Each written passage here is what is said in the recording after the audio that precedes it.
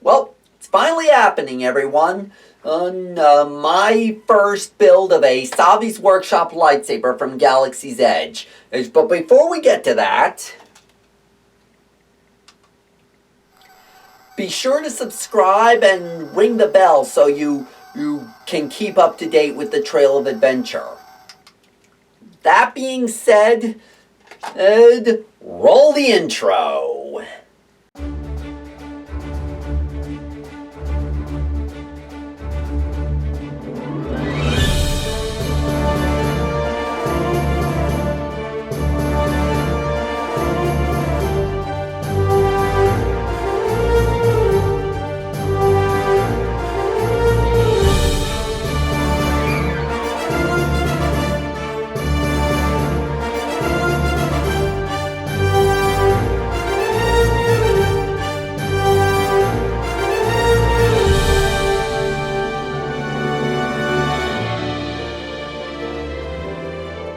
Greetings, fellow adventurers. Fred here.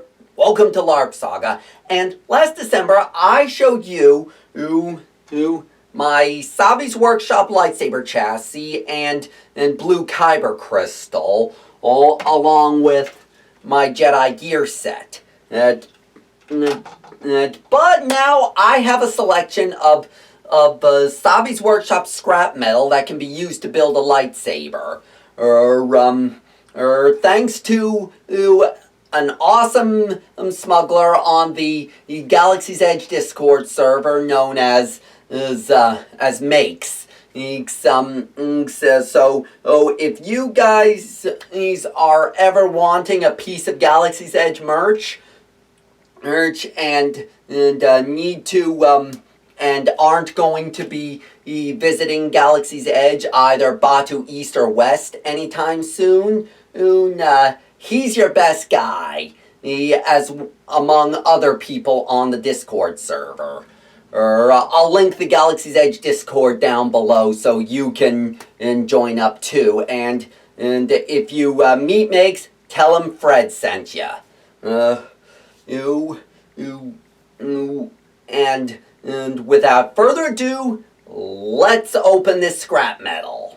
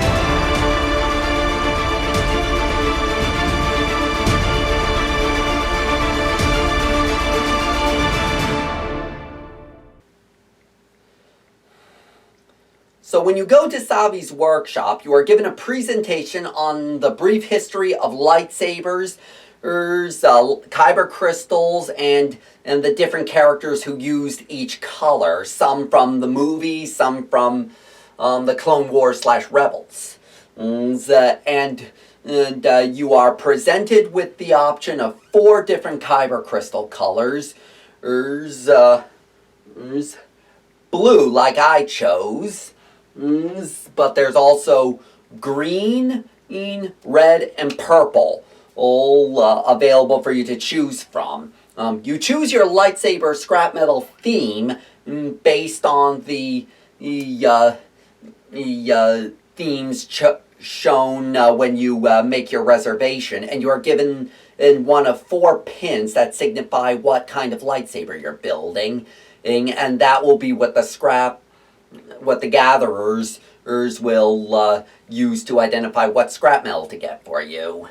And there are 4 themes to choose from. Peace and Justice, which is the theme I went for this selection of scrap metal, which is inspired by prequel-era lightsabers from Jedi like Anakin Skywalker and Mace Windu. There is Protection and Defense, which is based off Old Republic-era lightsabers, or should I say High Republic, which is what Disney is calling the Old Republic, so as not to have to pay money to BioWare for using that term.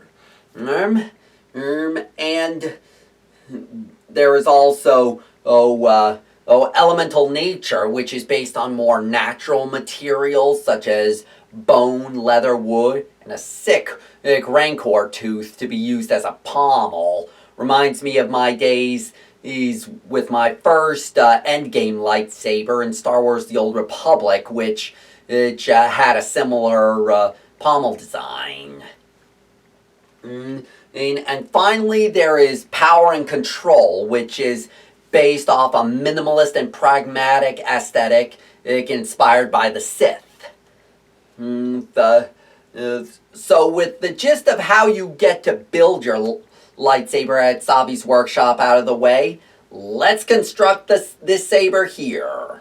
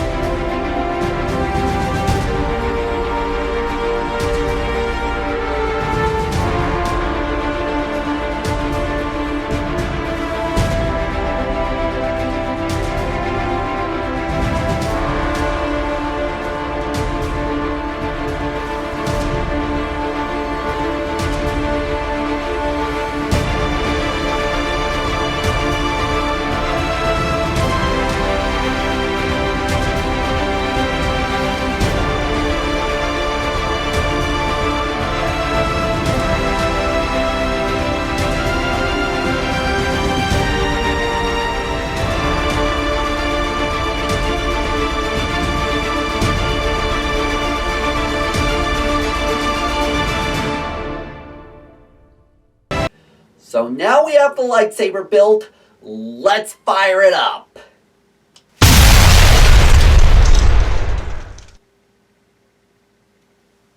I'm okay!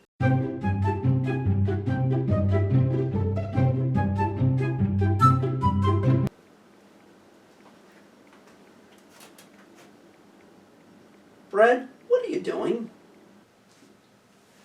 Ragnar, I was just researching lightsaber construction because my lightsaber blew up while I was shooting a video.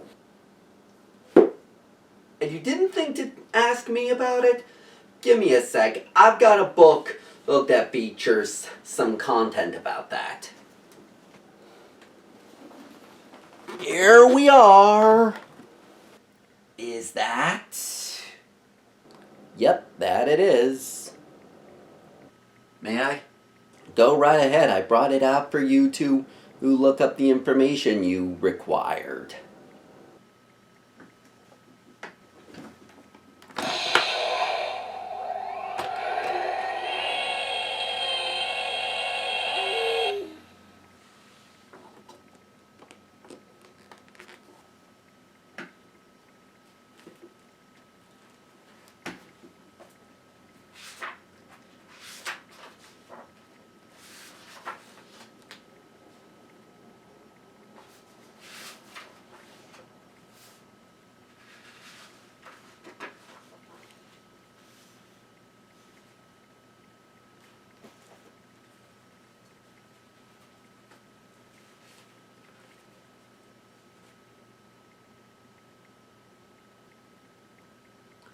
I think I found what I'm looking for.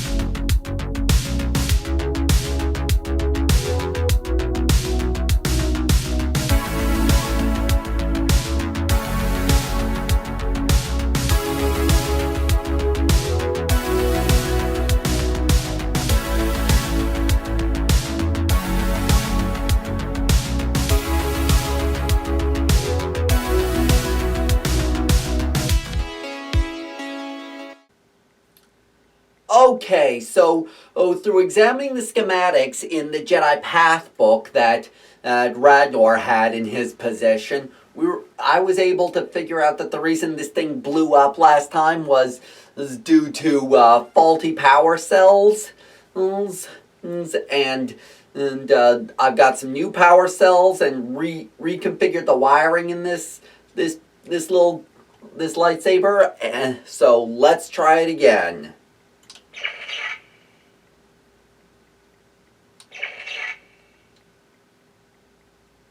Well, at least it didn't blow up this time.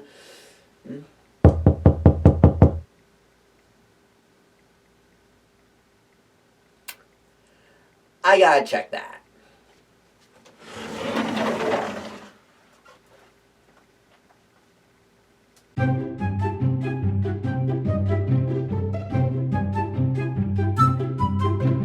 Okay, this was a silly oversight on my part for the sake of throwing in a funny moment and a tribute to 80s montages. But if you're gonna mess around with one of these Savi's Workshop lightsabers, it's best to have one of these.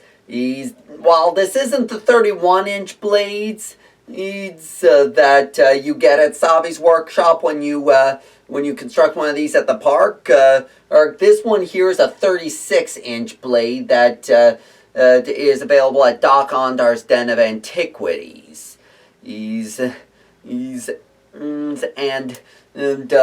But they still work with these sabers regardless. And you don't need to buy a great deal of these for all your lightsabers. You can just buy 1, 2, maybe 3, and the electronics in the hilt will tell the blade what color to be. So without further ado, that sound means the blade is properly secured in. And if you don't hear that sound when you insert the blade into the hilt, you gotta do it again in order to get it working. So let's fire this up this time, and I know I'm not gonna get blown up this time, but hell yeah.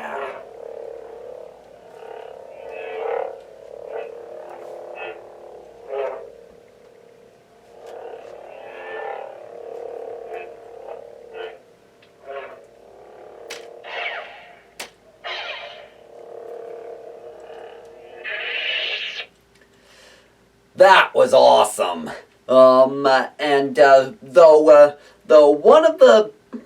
Though a couple common complaints about these sabers is the motion sensors and sound card in these sabers is a bit laggy when responding to the waving of the lightsaber. But one cool thing is when you whack the blade hard enough against something, it flashes on impact. Though when I first activated this off camera, there was a bit of a weird wonky thing where it stayed in the flash color for a good second and a half. I wasn't really counting, but it does happen. So that has been a look at my Savi's Workshop lightsaber from Galaxy's Edge. Let me know what you think of this saber in the comments down below. Oh, and if you've forged a Galaxy's Edge lightsaber at the park, or let me know what the experience was like in the comments down below. Oh, if you enjoyed this video, consider giving it a thumbs up. Yeah.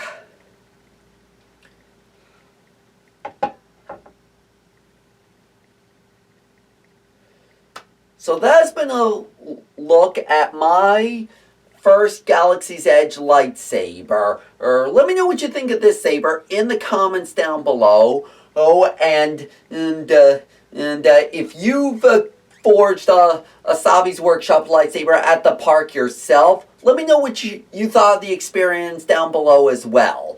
Oh, and if you enjoyed this video, consider giving it a like and follow the links down below to my social media and pages where you can support the channel. I would also love to hear from you, which is why there's an email address to the channel email down below. Thanks for watching, and I'll see you on the trail of adventure.